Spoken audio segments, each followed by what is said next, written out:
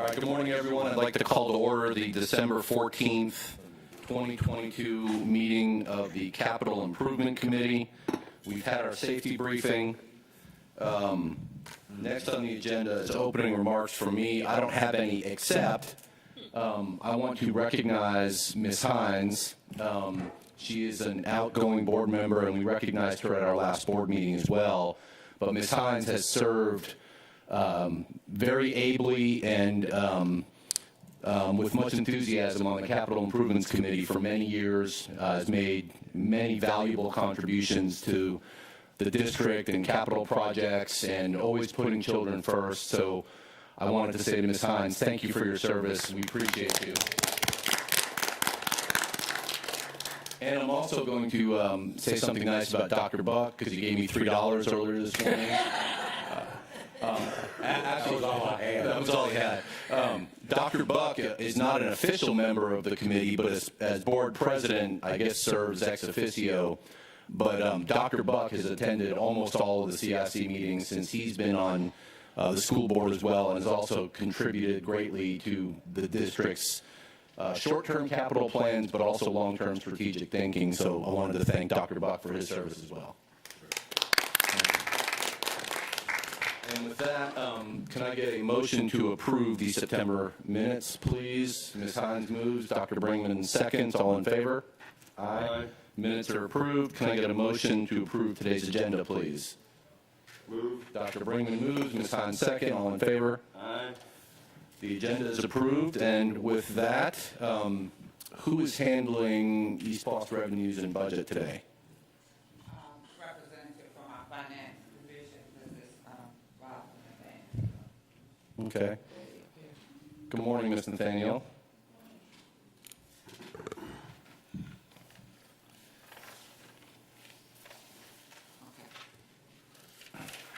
And given that we had a brief report at the board meeting, and we have the packet in front of us, if you, Ms. Nathaniel, if you just want to hit highlights, and then if anyone has questions we could follow up on, that would be fine. Good morning, everyone. Good morning. Thank you. Revenues for East Bluffs for the month of October.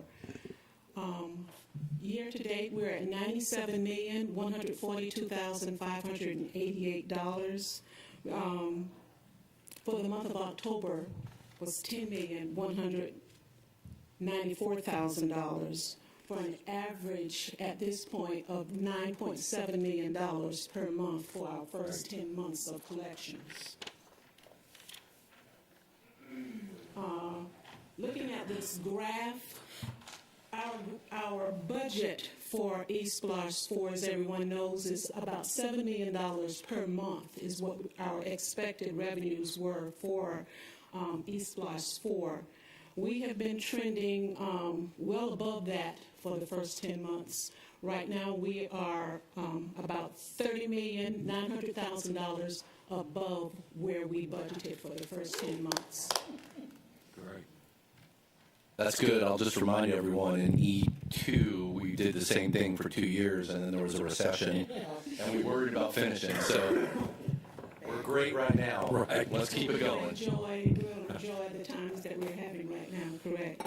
The next 5 pages is just a detailed listing of our unallocated funds for East Bluffs 2. We're coming to the, I think the team will agree, we're coming to the end of East Bluffs 2 projects. So at this point, we have about $1.7 million in unallocated funds remaining from East Bluffs 2.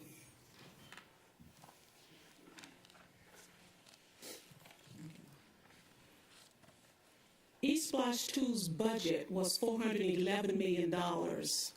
We have total costs so far with our actual expenditures and what we have encumbered for purchase orders that have not been fulfilled. We have $4.8 million remaining at this point in East Bluffs 2 on projects that have not been contracts assigned or purchase orders approved. East Bluffs 3, $445,150,000 was our budget.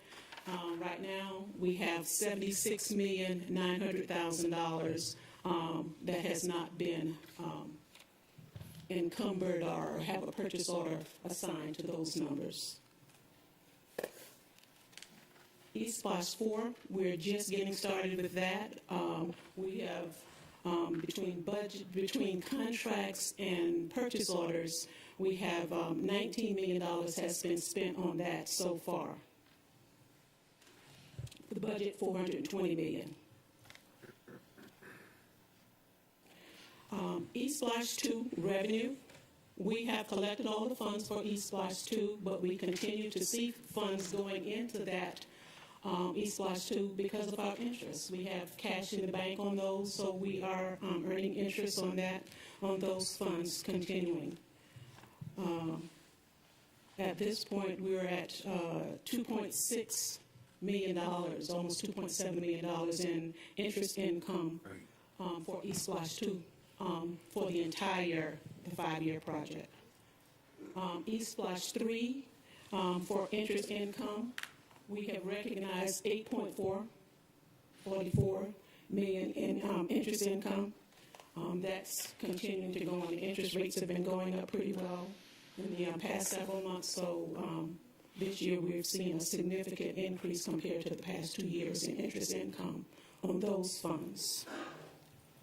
And finally, East Splash 4. So far, over the past 10 months, we have earned $809,000 in interest income thus far on those funds. As Mr. Jackson does, that's the report of our revenue, and we're going to leave the expenses to the capital projects team. Thank you. Any questions for Ms. Nathaniel? Thank you so much.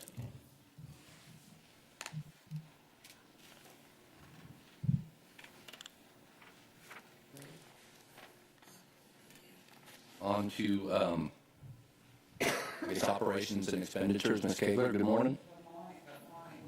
I'll take the opportunity to thank Dr. Buck. He gave me $15, so he gave me a little more than he did you.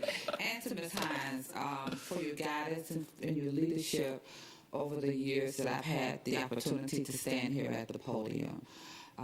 You all have been a support. What we do is for the children. Making sure that they have what they need, especially from an operations standpoint, not just from capital projects, from maintenance and operations to transportation to school nutrition, and making sure that we continue to fulfill our obligation to support academics. While we're operations, we clearly understand what our roles and responsibilities are as it links up with our academic responsibilities. So again, thank you for your support and your guidance over the years, and we look forward to continue to see your face and continue to support us and be a part of what we do. So again, thank you. Well, Ms. Miller Kegler didn't give me any money, but as part of the new power couple between Mr. Kegler and Ms. Kegler, if you need anything in Savannah, you just talk to either one of them, and it's... So to whoever's recording, just please strike everything that I just said about Dr. Buck. No, I'm kidding. Should we give out her cell number too? Yes, give her You cell. know, all of the bus drivers have it, so all you have to do is that so that they'll give it to you. And that's just a part of what we do, is to make ourselves available to make sure we fulfill the needs of this district. You know, and as a Savannian, all of that is very important to me, is because I grew up on the streets of the city, was educated in this school district, and has always been a part of this community. So that's very important, and that's why I make my phone number available, because they know who I am anyway. So let's move forward with East Splash and our updates relative to the program. Mr. Bozeman will not be with us this morning. He had a family emergency yesterday, so I will, along with Bill Hudiker, will provide you with an overview, and that's what we have the opportunity to do here when we have our CIC meeting, is specifically drill down into our capital projects. Just because of the size of the budget and how we manage those, it's important that we come before you, give you an opportunity to have the dialogue with staff as to one, where we are relative to funding, where we are with projects, where we are with schedules.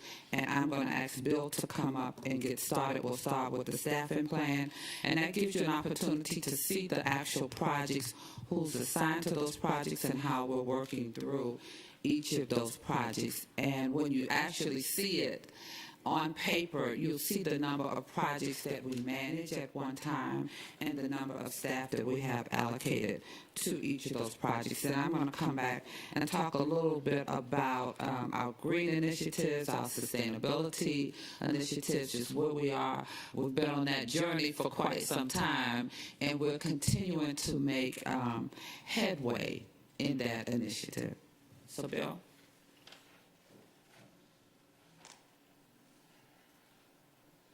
Thank you. Good morning. As Ms. Kegler said, we do have a lot of work. And when you look at our project staffing plan, you can see all the individual projects, the capital program staff that's assigned to them, and yes, we are very, very busy. The program schedule also has been included. Important to state that we have over 40 projects shown on this program schedule, and there's 40 individual schools and over 70 individual projects. So yes, ESPLOS 3 and certainly ESPLOS 4 is going to touch the large majority of all of our schools. I'll go into detail on a number of these projects, so I'm not going to necessarily just walk through the program schedule as far as each individual school is concerned. And I got to advance the slides, don't I?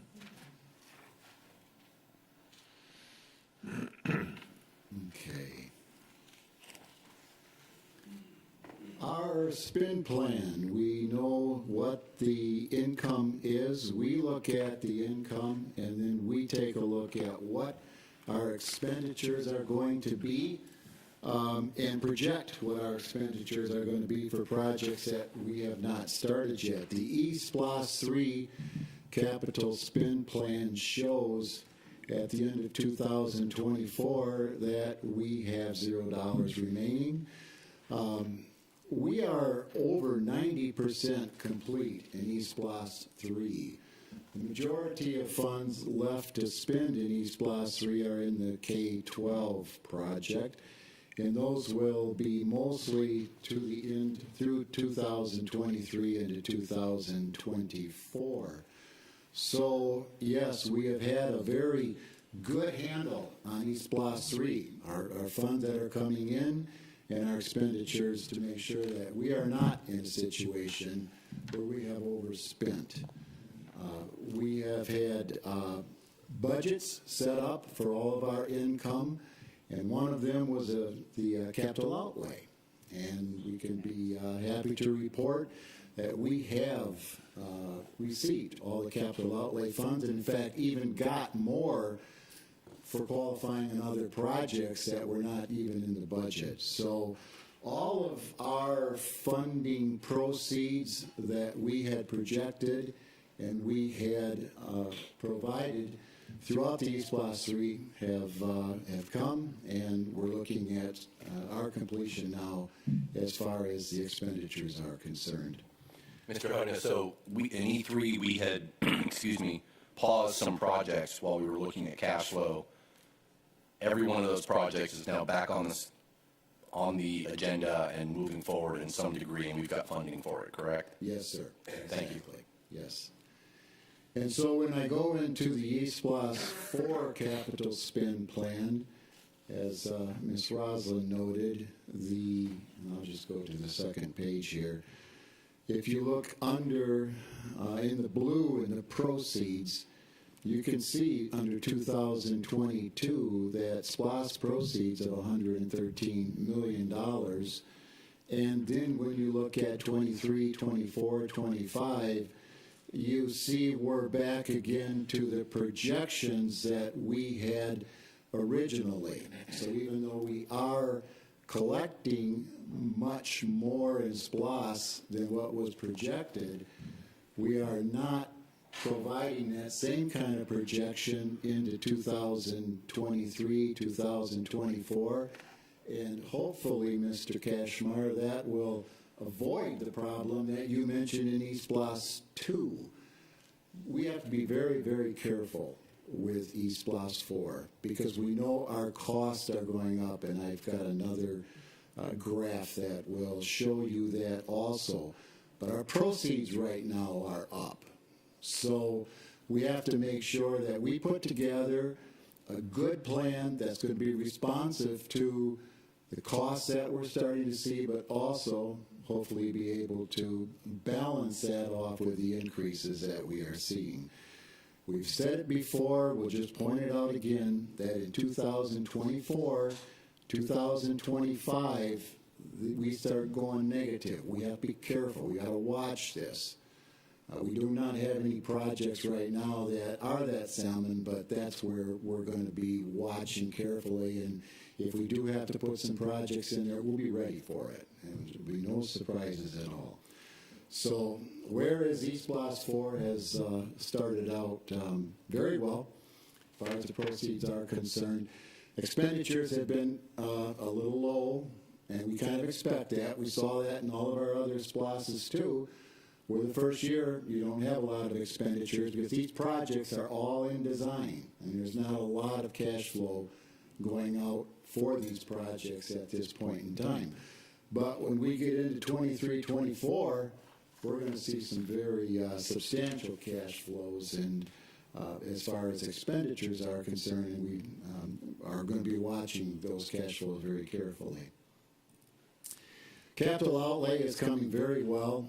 You see on 16, 17, 18, we have all of our funds. 19, we have a pending payment left. And that's the New Hampstead project. So as soon as we close that project out, those funds will go across to paid. And then we'll be into the 2020, FY20 projects. We have 5 years from the date that that contract is established to expend those funds. And so, yes, we have adequate time to get through our FY20, get into our FY21 funds, and you can see the 22, 23 also. There's some good substantial dollars in there. We're going to want to make sure that we do everything we can to take advantage of those funds. Talked about costs going up. And this is kind of a revealing graph. Particularly if you look at the ones in the blue. All three of those are the same similar type project delivery system. And when I look at Williams, you may recall, this is pricing from 2015 to 16. Jenkins is pricing from 2018 to 19. And Windsor Forest High School is the pricing that we're receiving right now in 2023. Projecting in 22 and projecting into 23 when this project is actually going to be bid and awarded. So you can see the cost per square foot on the bottom line going from $209 back 8 years ago to over $370 a square foot for a CMR delivery system. And of course, we're going to continue to look at our delivery systems and make sure that we have the best system, the best costs that we can achieve. As far as programs and some updates, the K-12, I know you're very familiar with this project. There's a lot of work happening. Roofing completing, face brick around the building is completing, windows are going in, terrazzo in the inside. You'll see ceiling grid started, lights, painting, a lot of the finishes are going. and then the roadways that also are, and the parking lots that are also under construction. Just some updated pictures of the exterior. The flyovers, we have those taken every month. So they're always interesting to look at, and you can see a lot of progress as we go through. And one of the classroom areas, again, the painting that's going on, ceiling grids, etc. We had an independent scheduling consultant take a look at this project. And this is the dashboard that they came up with, extremely detailed, maybe difficult to read. Sorry about that. It's very, you have to blow it up. But the thing that we're looking at, and is a concern on this project, obviously, is up on the top left, where the schedule health score is a 62, and that's in the red. Now, that's not necessarily made up of just one, but it's taking a look at all of these components and all of these qualities that they looked at in the schedule, and it was determined that it was a 62. So it's not, real bad, but it certainly is something of concern. I think another one that at least I look at and I have some concerns about is down in the bottom right corner, where we have the average remaining total float. Float is just additional days above a critical path. If you're on a critical path, that means you have your exact days that you have to complete that activity in order to make your completion date. Typically, schedules have float in them, so that if you happen to miss a date or so by a few days, you've got some float days that you can use. That is showing a very bad trend. It's showing that as the project's going on, those float days are being used up, and that's a real concern. Another one that they mentioned, obviously, is, and you're starting to see it now, when you go in the building, you're seeing a lot of trays. You're seeing all the finished trays starting to come. Everybody's starting to get kind of stacked on top of each other. So that's an area that has to be of concern right now. Next year we'll start seeing the power getting activated, mechanical equipments, etc. So this one is going to be monitored extremely careful. Mr. Grabowski? Could you, it is absolutely, I can kind of make out the yellow and orange in the schedule risk, but the red is absolutely impossible. Yeah. Say what the titles of those are. You know what? I've got some blow-ups of that. Okay. 12 by 17, so I'll be happy to share those with you. Then, Thank you. Then you can read them a little better, yes. Dr. Howard Hall? Yes, could you provide us with an update on the stadium? The stadium is under final design now. We are going to be looking at bidding that project out. Obviously, the credit change order has gone through, so we're looking at the best way to take care of doing that work now. Again, whether it's bidding or how we're going to be able to do it, if we do it with a CM or with a contractor. So it's all in evaluation. Ms. Hines? Okay, sorry about that. So what is the possible completion date? Can you just give us some idea? We have on the slide to be determined, and we're really going to have to watch very carefully next year. There's a lot of indications that this schedule report that we got is that we are later than the schedule right now, maybe up to 2-3 months. It's just kind of uncertain right now. So if we can just keep you up to date as we go along, that would be best. And thank you for the question, Ms. Hines. And we'll continue to work with our partners, our contractors on this project, and recognizing that it's going to be imperative that we provide our families with information in a timely manner. But it's also important that you understand that all of the students are in a building where instruction can continue. regardless of the schedule. Certainly, we will want to take advantage of the new building, but what's important is making sure that we have the students in an environment that's conducive for instruction. So we'll continue to, as Mr. Hudiker said, update you. We'll continue to work with our contractor relative to a timeline. And once we reach that point in a timely manner, not providing parents with information 30, 60, even 90 days in advance of school. Parents need to know how to plan. We need to make sure that once the building is complete, all of those other requirements that the district handles, i.e. technology, as well as FF&E. So we're watching all of those requirements very closely, paying very close attention to the timeline. So we'll be bringing back information to you as it is made available to us.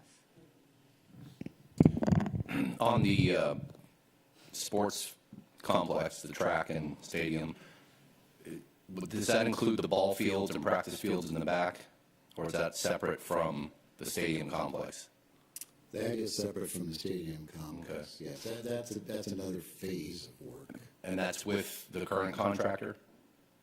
No. Okay. That was a local change order that was previously done. Okay. Are those in the works as well in terms of somebody to actually build them out, or are those in design as well? Currently, those are located on city property right now. So Right. that's what needs to get worked out, and then we can work through our schedule for that. So let me back up. We're still finalizing the Garden City contract. Where are we with that? The Garden City contract is still under review. We are continuing to have conversations with them, including this week. Okay. I know we're doing a lot on this project. I would hate to see the school open and then the stadium complex at least is 5 years later. So to the extent we can still move that process along, so we've got a design and it's ready to bid, and once the site clears up enough that we can build safely, we can get started as quickly as possible, I think would be helpful. The action that you took at the last board meeting allowed us to move forward. So we appreciate having the opportunity to get that item off the table, and you voted to allow us to move forward. That was the reason why we put it out there again. So we think that allows us to accelerate the work. If we had done it in November, we probably would have been a little further along, but we expect to have some more action on it in January. Ms. Hall? I just want to reiterate something Ms. Kegler said. This is the most ambitious, marvelous project we've ever undertaken. And I think it behooves us to give our team all the time they need, since, as she said, our students are all accounted for and buildings, instruction is not interrupted. Take your time and let's get it right instead of trying to hurry along and then find out afterwards, oh, we should have slowed down a bit and did this differently. Take your time. There's no, parents are fine where their children are now. So take your time and let's get this right the first time around. Anything else on the K-12 project? All right, let's move on to Windsor Forest. Okay. Windsor Forest, Hussey Gay Bell is working through the design development. They've completed those documents, and next they're going to go into putting out the bid documents so that J.E. Dunn can put the project out for bids. We're going to need to do some early bid packages, excuse me, on this. And that's going to require a bid package to pick up the civil and the structural for sure. May need to do something with mechanical equipment that's being evaluated. But again, as we see what happens with materials, with equipment, with pricing, we need to put some of these early packages out. So in the February, March, maybe the March timeframe of the board, we'll be looking at bringing a component change order to you for this project, and that will allow that civil work to get awarded so that that can get started right away when the school is out, because this is going to be a very tight schedule. We have 2 summers to work through it. Getting this campus ready for construction, I think I talked about it the last time we met, is just going to be a huge task. Keeping the building going, keeping in operation the school, making sure that we also have access, however, for construction, the new building. It's just going to be a monumental task, but we're gearing up for it, and J.E. Dunn is going to be well prepared to tackle this.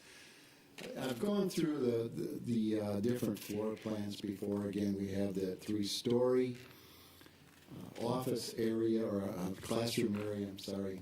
And the building itself, of course, is designed to fit around the existing school, which was quite a challenge for our designers, but I think they came up with an excellent solution. And I hope you had a chance to take a look at the boards in a much larger view of these. But this, when that old building gets tore down and you're going to see that new building across the parking lot, it's going to be a great sight. So we're looking forward to kicking this thing off in earnest next year. Godley Station. Dr. Bob? Could I just ask one question? When we did the Jenkins project, there was a great deal of student input on that building in terms of just suggestions, et cetera. Are we trying to do the same kind of thing with Windsor? Mm-hmm. Yeah. With COVID, we weren't able to do some of the charades that we did Right. with Jenkins, but certainly as we continue to go through this thing, we put those boards in the lobby over at Windsor Forest. We're going to put them in there too and get people excited about this project, and anything that can come out of that certainly we'll take advantage of.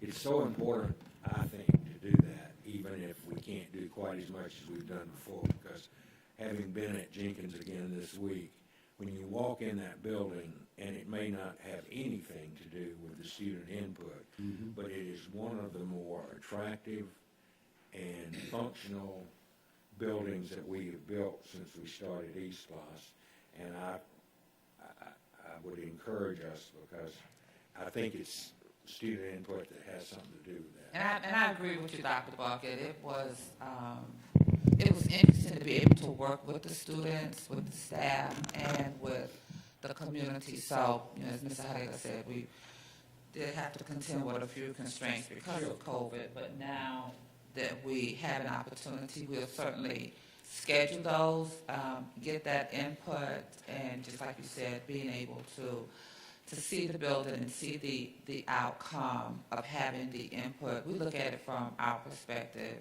as being the technical team, but being able to have students that live in the building, staff, as well as the community input. So we will get those scheduled and get that necessary input. And likewise, Ms. Kegler, and I know you and your folks know this, but the community information that's given out to the neighbors, because if you remember, we had a good bit of dissension when we were doing the gym, just the gym, and when you start having kids go to school there while they're also building a project there, and that's tight all the right way around there. I just hope we can really work hard on our PR function there to make certain that neighbors, because they didn't really want us to build that gym where we built it, but I think now it's worked out. But always important, because as we approach Jacob G. later, same thing there. Yeah. And we have learned over the years that information is key, and being able to communicate is key. So we will keep that at the forefront now that we have an opportunity for more face-to-face opportunities, Right. which is unfortunate when we were in COVID. we could not, but certainly we will go back to that practice. That practice has worked, and and we'll announce it certainly again at board meeting, that we just received notification that Jenkins, the design, was recognized by Learning and Design magazine as a project, an outstanding project for 2022. So we want to continue that effort and continue to have that input, because we want to continue to have that partnership with our students, staff, and community. So we'll certainly make sure that we move back to that practice. Dr. Levette, then Dr. Bringman, then Ms. Hall, and Dr. Howard Hall. I just want to remind you also that the construction program is at Windsor Forest, so Mr. Cuffey and those students will be not only witnessing but also directly engaged with the design and giving the advice that we solicit. And then we also have the drone aviation program at Windsor Forest. And so those students will also be providing valuable services and learning while the project is going on. So we're excited that those two groups in particular will be offering their expertise, as well as drawing in some expertise from our engineering students at Savannah High and Jenkins on the project. So we're excited about the expertise that we have right there on the campus at Windsor Forest in terms of our student programming. Thank you. Yes, thank you for bringing this forward. I would like to ask the district to figure out some dates that work for the district staff, J.E. Dunn staff, and Hussey Gay Bell staff. I'm pretty open end of January, early February evenings that we could have a town hall to start communicating with our Windsor Forest families. And if we could remember to bring those two renderings to the expo at the Savannah Mall as well. I think that's another place that it could be at the Windsor Forest table, so that when families are meeting there, they can figure out that this is what's going to be built, and kind of discuss that timeline too, so those families understand that their students will be impacted but not be shipped far, far away from the south side, because there are no swing sites on the south side. So thank you. Ms. Hall? I had planned to wait for Ms. Kegler to come up, Mr. Huddinger, so I could fuss at her. But since Dr. Buck brought Jenkins up, I'm going to go on and make my remarks now, and I'm going to be real fast, Sean. I'm not usually jealous about things happening in other schools, because I figure they'll get to District 3 schools in time and, just wait your turn. But something I saw at Jenkins, I was jealous of. On Monday, after we had breakfast, I noticed that Ms. Crump, the librarian, the media specialist, and her assistant, and the principal, Ms. Handy, had something that looked like a little, it looked like a mini cell phone hanging around their neck. And I noticed that what looked like a rolling TV that's actually an interactive view board, she used this contraption around her neck to make some adjustments to it. So after breakfast was over, I was nosy. I said, Ms. Crump, what is that hanging around your neck? And she said, Ms. Hall, this is a microphone. And what it does is every teacher in the building, all the administrators have this. And what happens is, if you're teaching now, and you have students all around your lab or a classroom, you don't have to project your voice. You just speak naturally, and everyone can hear distinctly what you're saying. And she showed me this little blue ball she had. And she said, if you're asking a child something, and it's a child who's kind of reticent and doesn't want to speak much, you throw that ball to the kid. There's a microphone inside that ball, so that kid can sit there and shyly, quietly participate in class, because he can be heard by everyone there. Then she showed me a button on the side of the microphone. And if something happens, disruption, intruder, silently, that teacher can just press that button, and it lets the person in the main office know that there's some distress in that class. They can immediately turn on the cameras and see panoramically around that room what's going on in that room. Now that's the tech side of it. On the instructional side, if I have to be out as a teacher for a week, then I can record my lessons so that when a sub comes, she's just not handing out worksheets. I've already prepared my lessons, and instruction goes on because I've already pre-recorded it. I have all the visual resources I need. If a kid is sick for a week or two, I can upload my lessons to It's Learning or Google Classrooms, and that kid who's sick at home never misses a class of instruction. And if he doesn't understand the lesson, he can look at it at night and show his parents the lesson, and they can help him understand the lesson. I want that at Garrison, Savannah High, Johnson High, Gadsden, and Early I think you College better add to the E4 technology budget. as soon as possible. Because I do understand that most of our replacement schools is going to be automatic. Like, David, you'll have, Winter Forest will automatically have it. Jenkins has it. New Hampstead K-8 has it. But our older schools, Johnson High, yes, we want it. And Dr. Levette, I would like you to please budget for a couple board members, a couple principals, media specialists, academic coaches, teachers from your teacher senate, to let us go and get training in this. Or if we have everything we need, have the trainer come here to us. But please help us get this across the district, because it's the most fabulous thing that I've seen. And I'm going to send you guys a picture in a minute that I took on Monday, just so you can see what I'm talking about, because I know you'll be amazed to see it. Thank you. So you obviously spent the entire day at Jenkins behind that desk with the media specialist. Oh, you saw me? Yeah. But the conversation that I was having with Mr. Huddiger and with Ms. Callahan, it was actually in the presentation for today, and we made the decision to take it out. As we're continuing to work on it, it will be a district-wide initiative. It is a district-wide initiative. You just happen to have the opportunity to witness it on Monday. You weren't hiding it. We are not hiding it. It was in the presentation, but we wanted to make sure that we had all of the information, all of the requirements, but it is moving forward.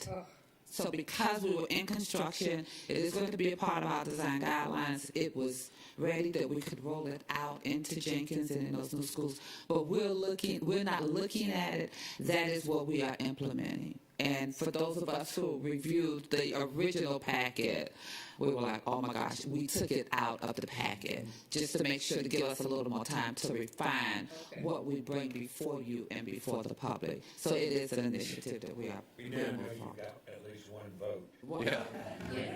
I feel like that was set up somehow. Hey, I'm going to throw you a softball. My concern is it is going to go to the older schools also.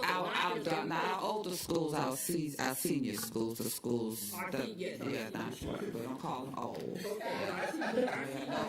Okay, so we look forward to that. Yeah, and we'll bring forward the presentation on it, giving you all of the information associated with it, the timeline, and what those needs are. So yes, it's And that presentation will also include the amplification system that is in place in all the schools. So you'll know what's the baseline, and then they have an updated version, but there is an amplification system in schools. So that's why we were smiling about it, because the details of our daily life involve and include amplification systems, which of course, at first we were using it for the elementary grades based on the number of young people who have tubes in their ears and have sometimes undiscovered hearing losses, but it is now available everywhere. So we'll make a presentation on that. absolutely. And I will be following this up on the internet. Okay. Dr. Howard Hall. Yes, I should have said this earlier regarding K-12. I'd just like to commend the staff, the faculty, and the community. And as I sit here as a former basketball mom, I really commend those basketball players at Groves. Currently, they don't have a gym, a home to play a game. They practice in a middle school gym, which is where they're located now at the old Mercer. and when they have a game, a home game, it's in somebody else's gym. But through all of that, they persevered, and they had a very successful basketball season. So just to show that what's going on currently at the K-12 school, students are still learning, teachers are still teaching, the community is still patiently awaiting for the K-12 facility at its completion. But I just thought I would just mention that because it's something that some may not think about. But that means a lot to a basketball team to have a home game in their own gym. But they are able to still be very successful. And I just wanted to commend them for the efforts that they're doing as we wait for the completion date of this school. Thank you, Dr. Howard Hall. Any other questions on Windsor before we move on? All right, Godley, thank you. Yes, thank you. Godley Station, this project is finishing up on design. We are going to be bidding this in early next year, hopefully get it awarded in the February-March time frame. This is one project where we are taking a little more time into design to make sure that we get it right. When we were working through the civil aspect of this, there is an existing sanitary line, and you can see my cursor here. It actually kind of goes like this. And it goes right through the two additions. And what we were intending to do was to just move it out and get it around them. But when we looked at doing that, we did not have the adequate slope that was required for gravity flow, which means we would have to pump. And so, you know, you can pump, but we try to avoid that. So we're taking a little more time. We're looking at what our other alternatives may be and see what we can do to provide gravity or else minimize what we have to do as far as pumping is concerned. So just one of those things, again, where as we finalize the design on this thing, instead of pushing it through and getting it bid and, you know, and not knowing where we're going with this, we just pulled it back and we're going to make sure that we get it right. And you will see the renderings that we have of that too. Before we move on to Pulaski, this is somewhat Godley and somewhat just West Chatham. At our last CIC meeting, I asked if going to 1,600 from 1125 capacity was going to be adequate, and we're basically replacing the portables. I think we're adding a little bit of head count. But West Chatham has grown like crazy. We know that population shifts, and when we did E4 planning, it was 2.5, 3 years ago. So before Godley goes to bid, and I know we've got Bloomingdale Pooler on the E4 list, Godley, the Pulaski upgrade, but I'd like us to take a fresh look, maybe now to the end of the first quarter, on our plans for West Chatham. So I think we should do that like in the first quarter of next year before we kind of finalize some of these plans for E4 in particular. Thank you, Mr. Cashmore, for bringing that forward. I think maybe about 2 or 3 weeks ago, Dr. Lovett, where we engaged in the cabinet along with some of the other staff, had an opportunity to meet over a day and a half. And that's what our topic was. It was a single topic focused retreat for the district leadership as it relates to facilities, where the growth is. We looked at what some of the projections are. We also looked at information from the Metropolitan Planning Commission, information from each of the jurisdictions relative to permits that's been approved, what's on the drawing board, and actually where we see our population. So that's what we're working on. We'll be back together in January as a team, reviewing that data, reviewing building capacity, where there's underutilization, where it's over, and then just how we're going to continue to be able to adequately right-size those schools, and not just in Western Chatham County, but across the district. So that's primarily, you'll see us undertaking that same initiative again, and we've already started that work, because we know we don't want to be chasing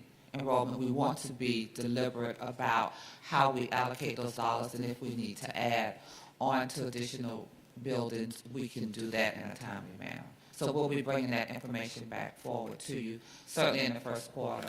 Like I said, we'll be back together in January. We were together in December, working through that process, and each of the groups are finalizing that information as we speak. Thank you very much.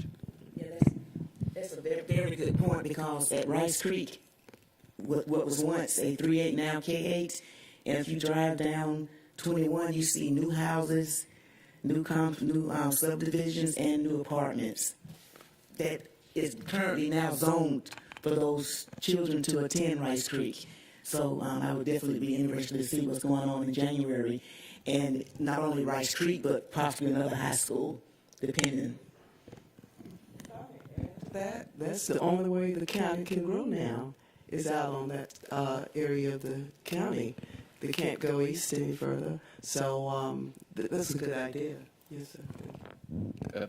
Ms. Miller-Kegler hit the nail on the head. It's looking at the growth out there, but also population shifts. So some of our schools, which were oversubscribed, now are undersubscribed and underutilized. And if we can reduce our footprint, consolidate, we're going to be better off from an operational and ongoing utility cost perspective, et cetera. So, I'm excited that we have a little minute to talk about it, because those are exactly the things that we were talking about.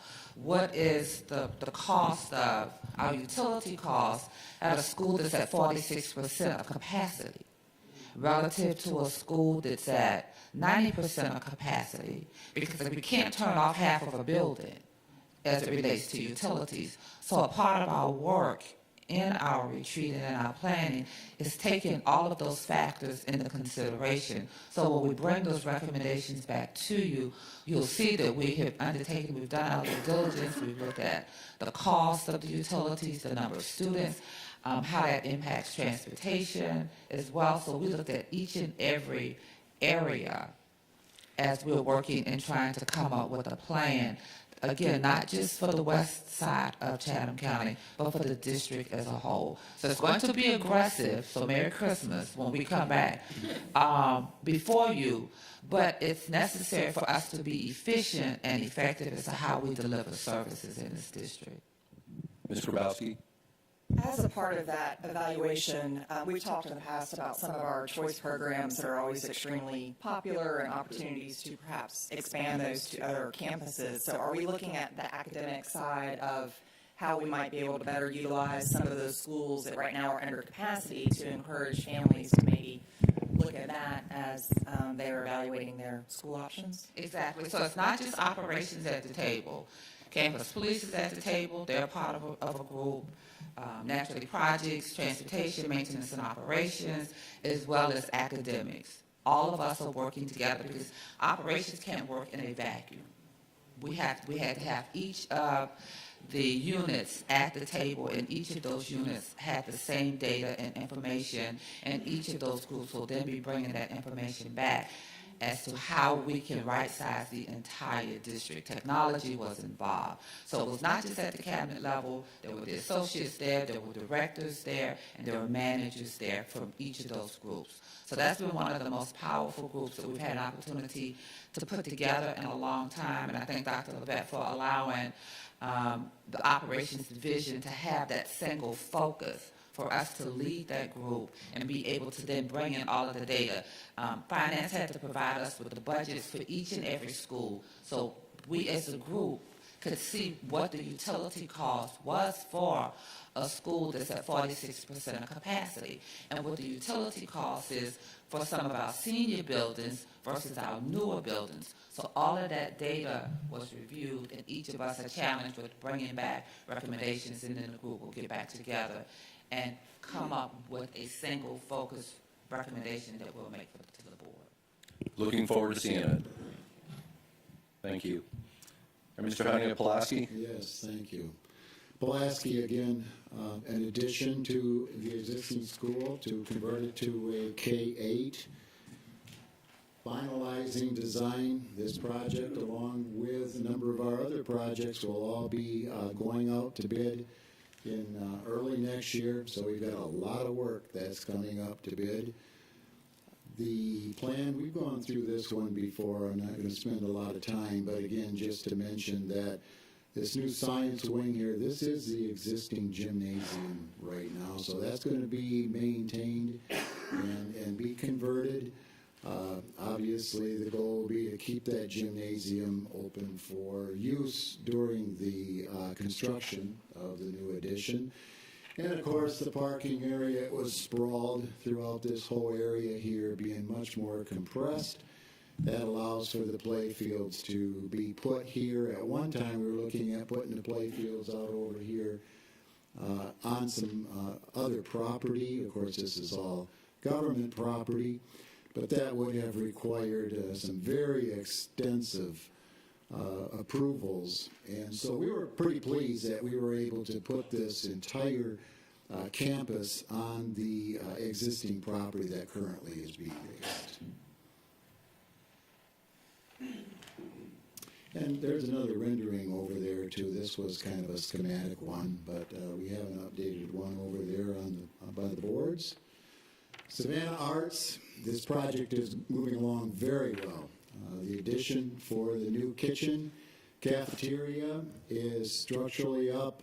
They've got the roof on it. Working on interior partitions is coming along real well.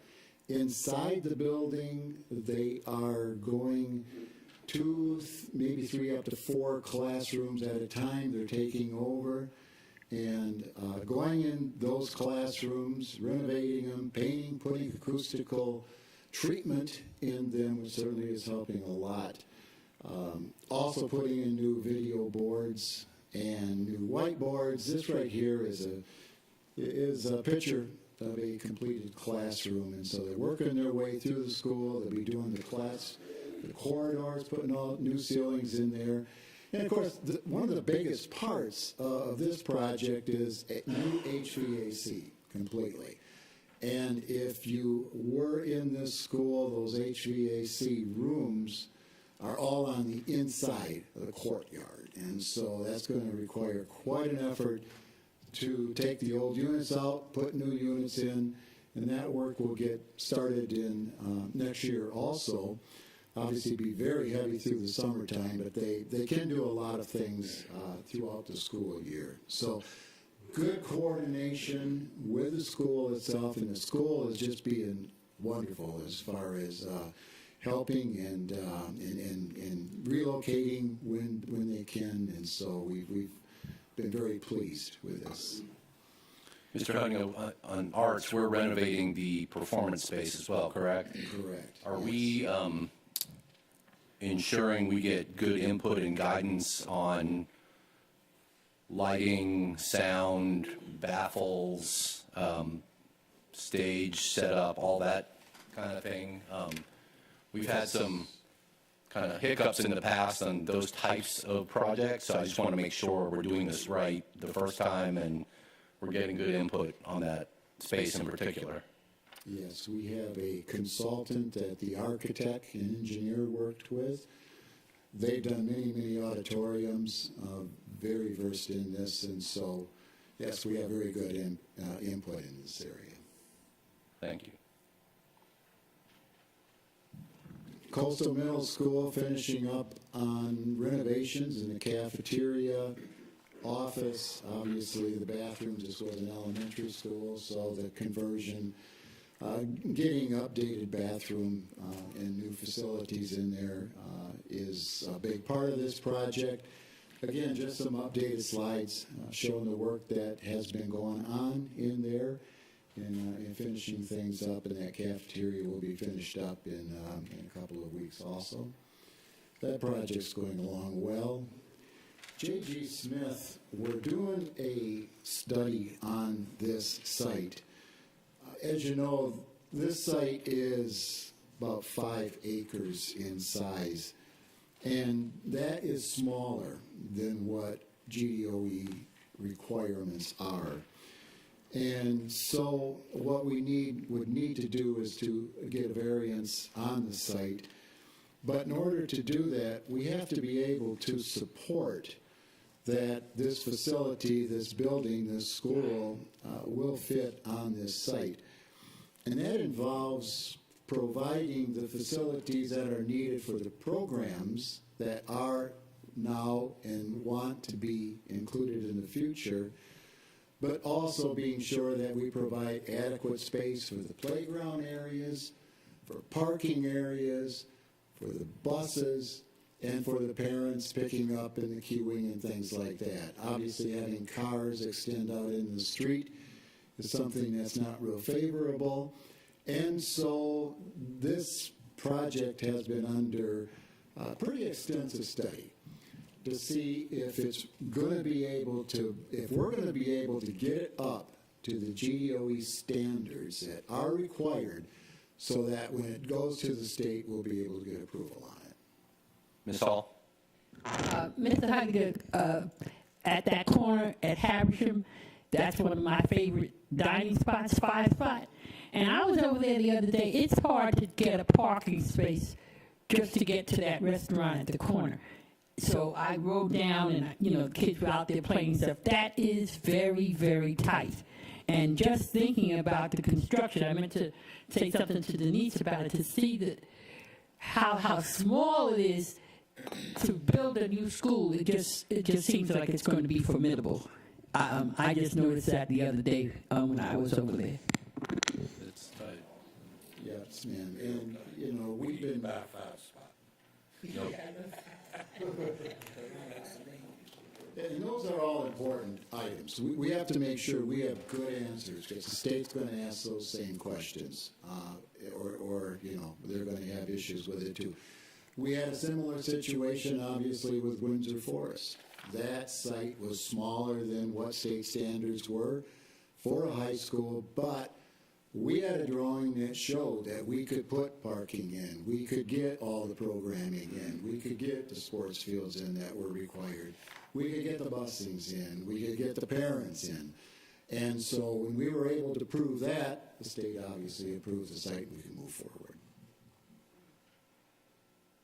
Just have to make a comment, since obviously this is in District 1, and want to thank the staff and the team for the updates and the conversation we had last week regarding the status of this. And as I shared with them, certainly understand the challenges that we face with this site, and understand that the traffic coming to the school is definitely less than ideal.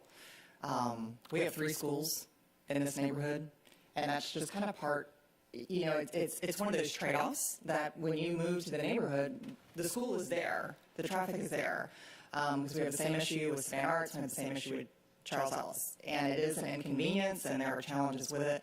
But I don't want that to be a reason that we can't work something out. I know it's more than just that.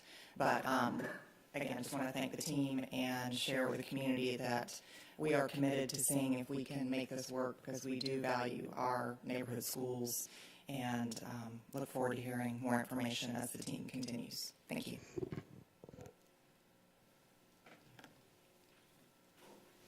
For the e-learning, CELA, again, a very important program. We've been finalizing the program for this, and now really looking at where is the best place for this program to be housed.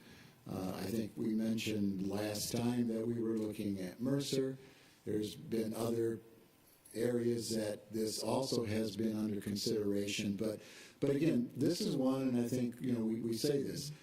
We want to make sure that we do it right the first time, and it's a very, very important program for the district. It's going to have some very special needs as far as facilities are concerned. We do have some good options, but when we do it, we want to make sure we put it in the right spot the first time. So this one will continue to study and be looking for that right spot for it. Bloomingdale, this project was the architect and the CMR were awarded by the board last week. And so obviously we're just getting started with our design, working through the programming, and you'll start seeing in the next meetings some building layouts, site configurations as we work to build a new Bloomington Elementary School. Dr. Brennan. Just want to say that TQ expressed interest in also wanting to see how they could have students either from Jenkins, Windsor, other programs do work, be involved as much as possible. They saw the J.E. Dunn model at Jenkins and wanted to bring that to the Bloomingdale project.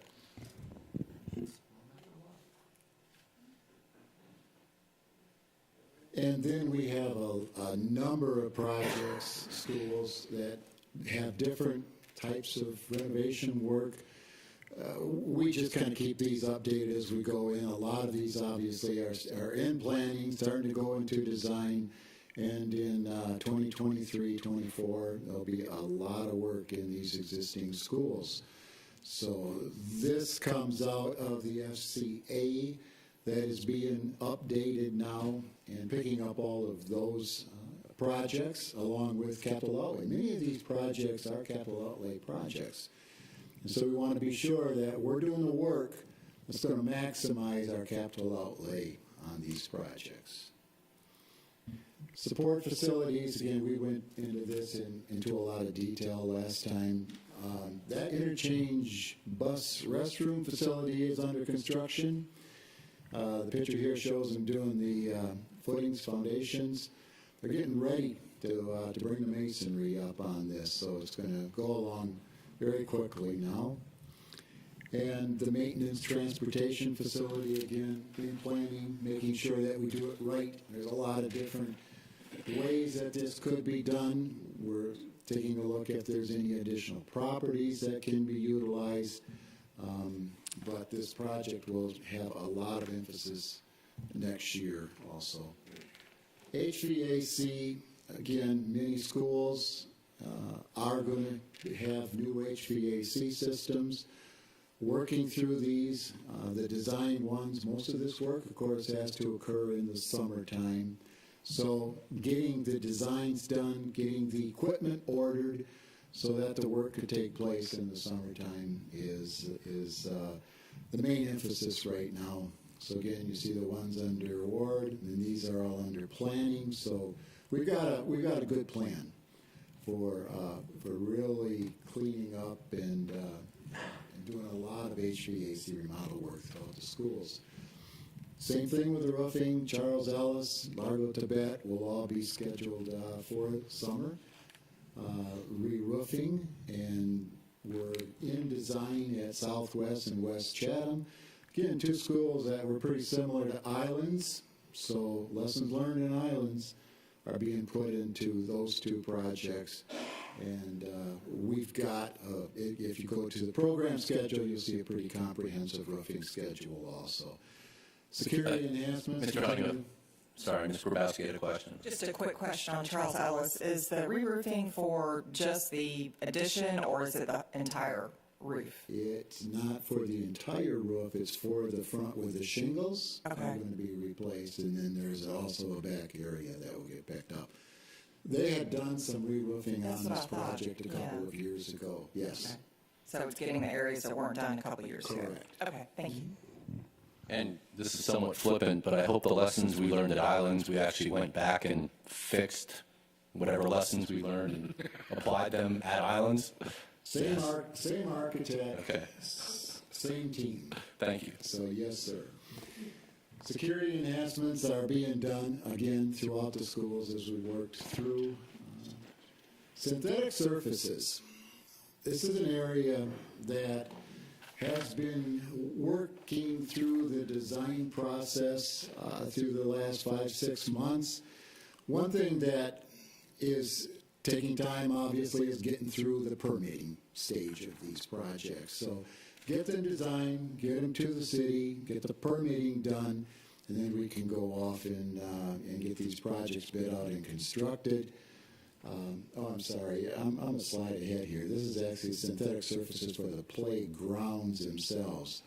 And that the New Hampstead is complete. Garrison is basically complete except for that courtyard, and they're putting a synthetic surface at White Bluff, and that's under construction right now. Then we get into the high school athletic, the practice field. This is what I was referring to as far as working ourselves through the planning, getting these projects permitted, and getting them ready to start construction.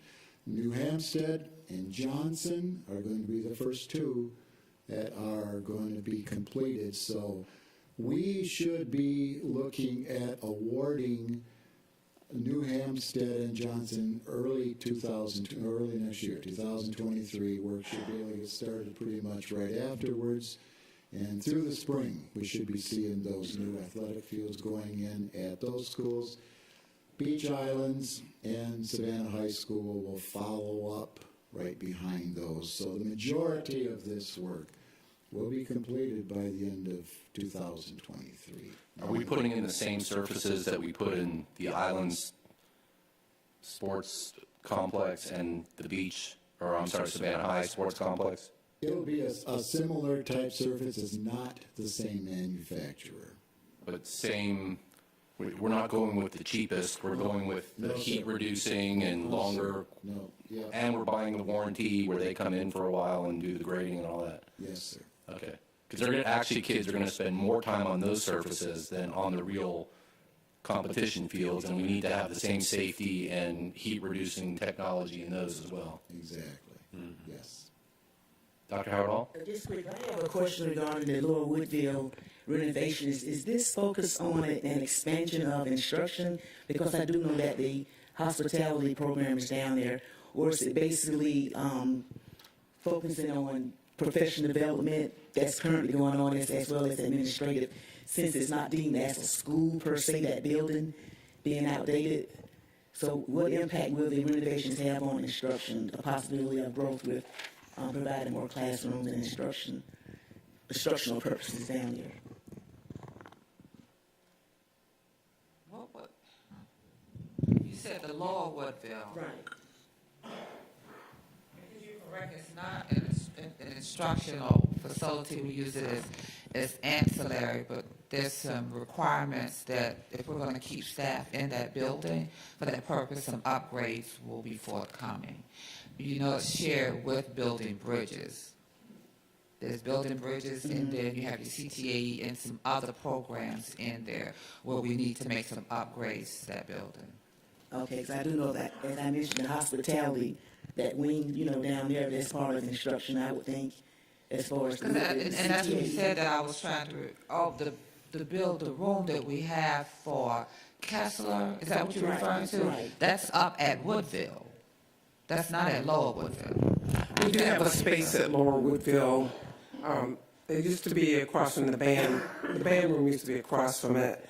It is used by the hospitality and the tourism students, but the main part of that lab is on the Woodville campus. So they use it, but it is not used as much as the one on the main campus. I know we had a tour down there, I recall Yeah, seeing it. okay. The one that actually is set up like a facility is the one that's on the Lower Woodville campus. Tons? Okay, let me just ask, I'm rotating off so I can ask this.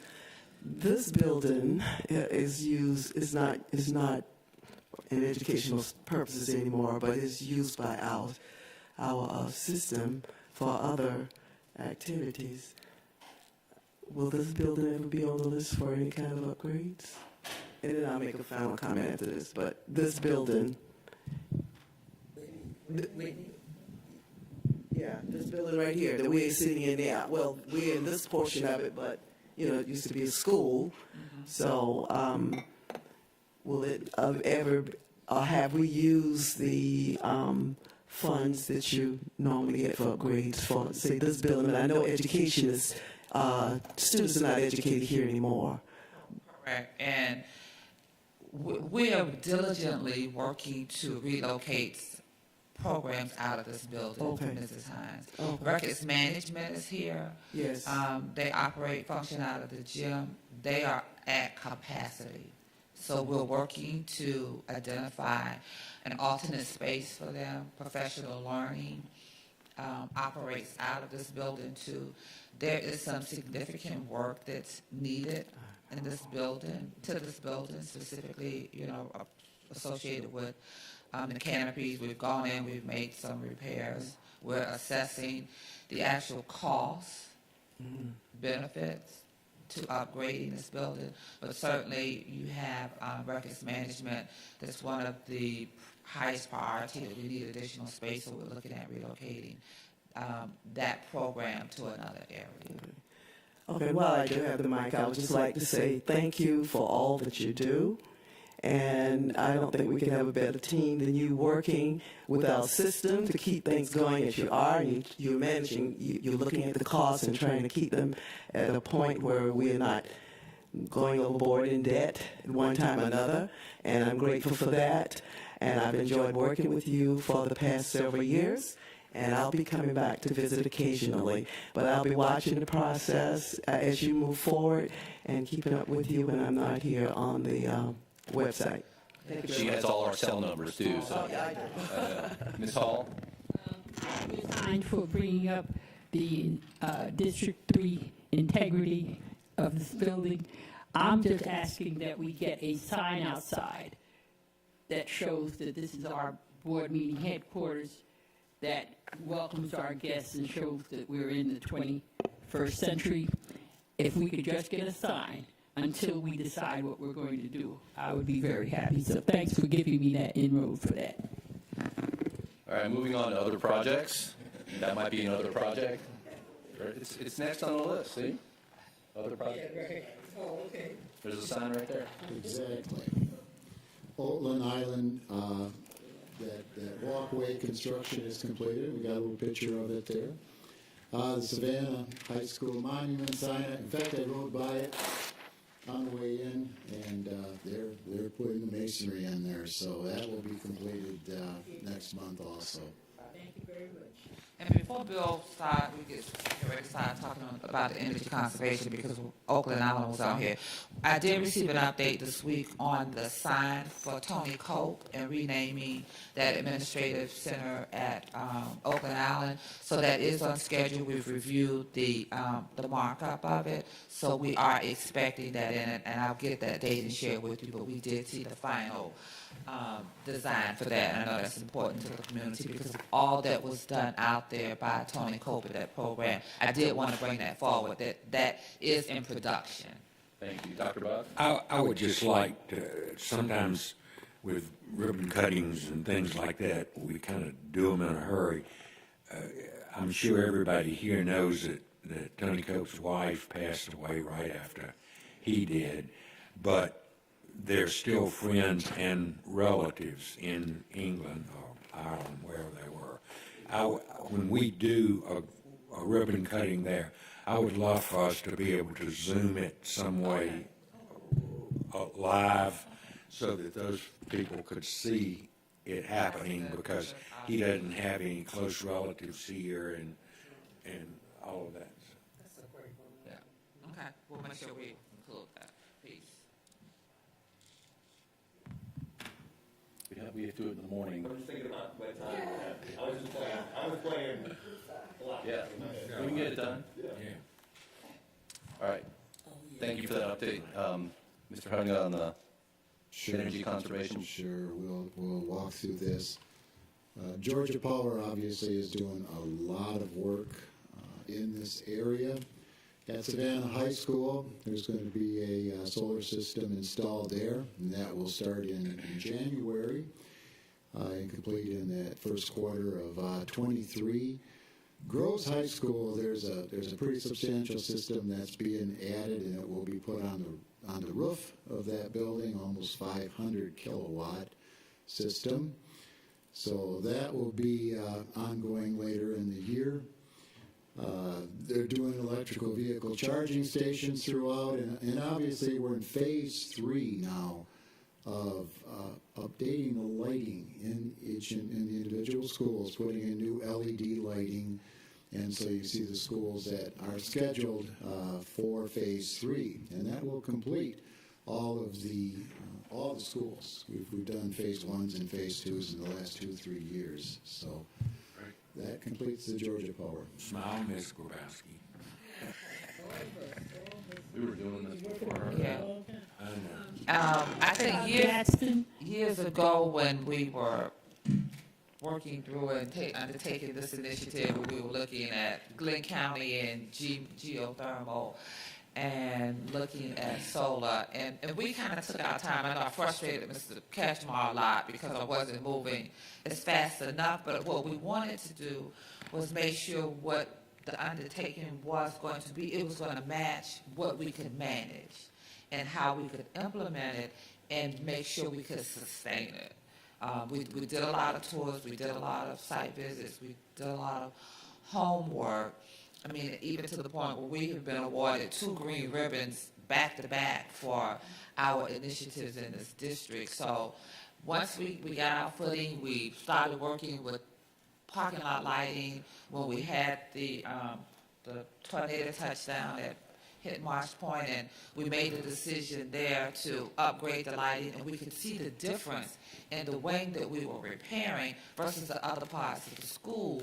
So we made the concerted effort that there are opportunities for us to capitalize on as it relates to LED lighting, parking lot lighting, school lighting, and now have moved into solar and being able to embrace it now, being awarded $9.8 million for electric buses and charging stations. We actually have work going on over at Southwest Middle School where we're going to have one of our charging stations. It was out at Port Wentworth yesterday, actually looking at the opportunities out there where we'll be able to charge vehicles. So just wanted to bring it forward where it may not have looked like we were taking the baby steps, but we were making sure that we were deliberate and prepared to be able to sustain whatever we put forward. And this is the results of our long-term work and initiatives. We're out of the gate now. We're running.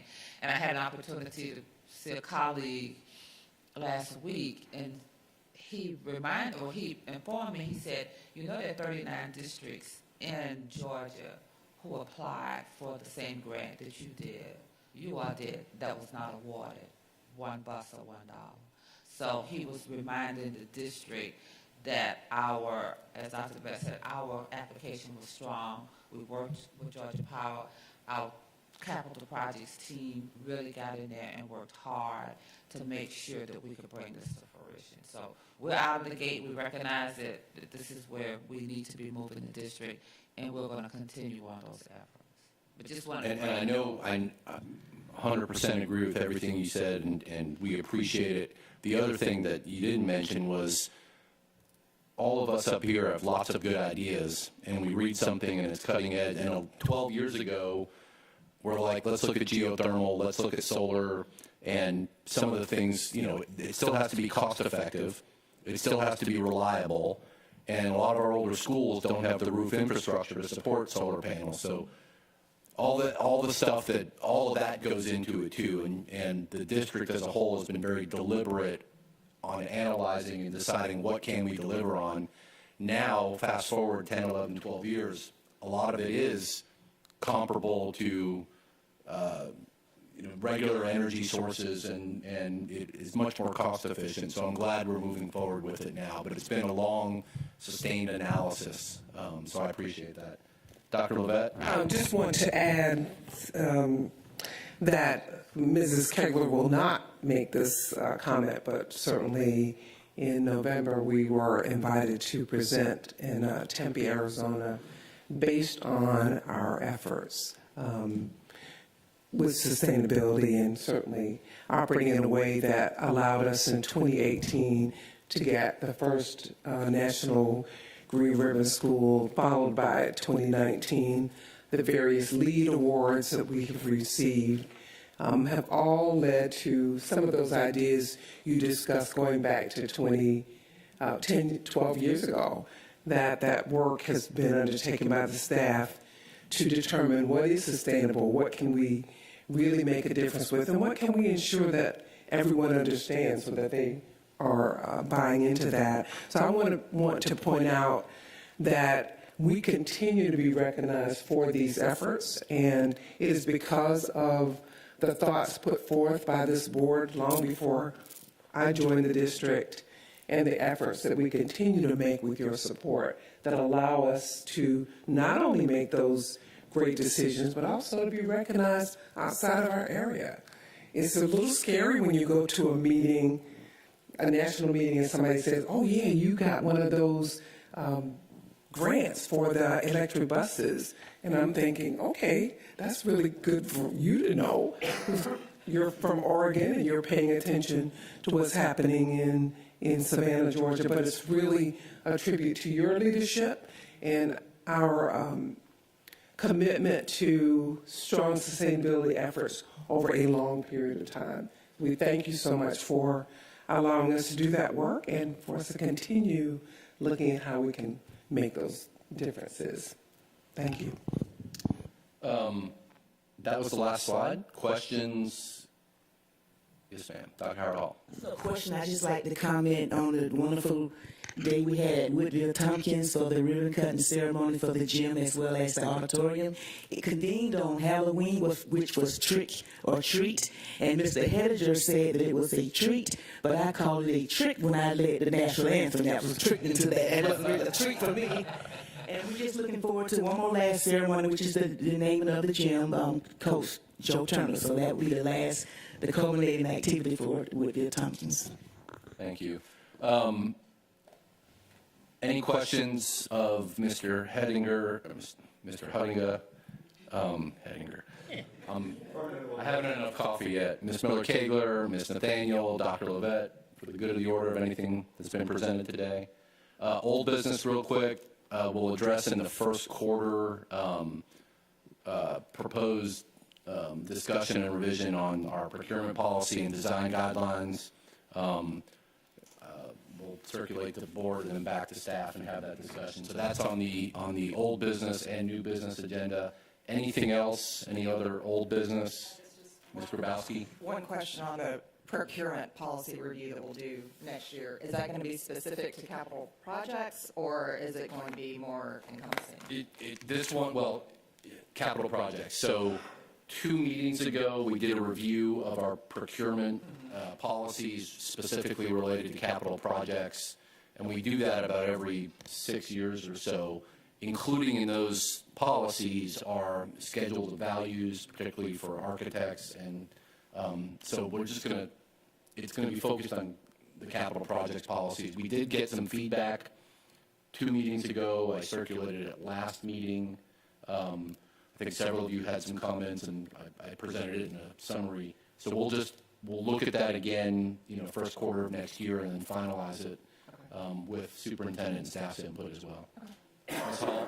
I just want to remind Mr. Heidinger that we talked about making sure that our local minority and women businesses be attached to information that comes out so that we're able to spread to the public that we are very much committed to that program.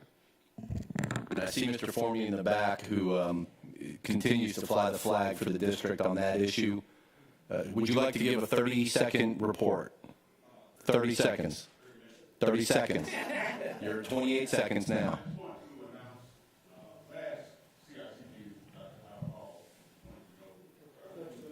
We can't hear you. Microphone, please. We need an audio enhancement system.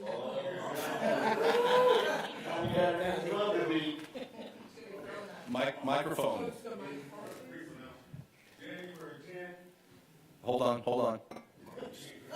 Well, we got to get it. It's being recorded as well, so yeah. Throwing the ball. Dr. Howard Hall, excuse me. Go let me go. Dr. Howard Hall asked last time whether we were going to have, and Ms. Hall, the other Ms. Hall, asked if we were going to have an inclusion program in the near future for minority businesses, women-owned LMWEs. We are on January 10 at the fabulous Herschel Jenkins High School. We're having another one of our big inclusion programs, and you'll get notices about it. But I'd like for you all to attend it. We actually have something to promote now because of the architectural work that's been done. We're going to have a slightly different format, and I'll just save it, let you see it when you come. Okay, but we're having a big event January 10, 5:30. Ms. Hines, I want you to come as well. It's free. Also, I'd like you to attend as well. I'll send you a special invitation. It's going to be a great event. We've got folks from all over trying to come in. You'll get notices about it. That's the only Mr. Formey, thank you. Okay.